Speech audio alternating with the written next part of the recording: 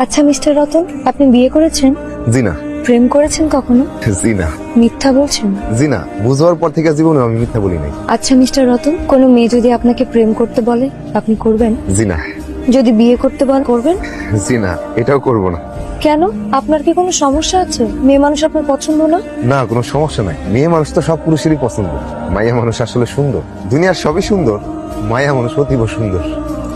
আচ্ছা মিস্টার রতন, আপনি বিয়ে করেছেন? জি না। প্রেম করেছেন কখনো? জি না।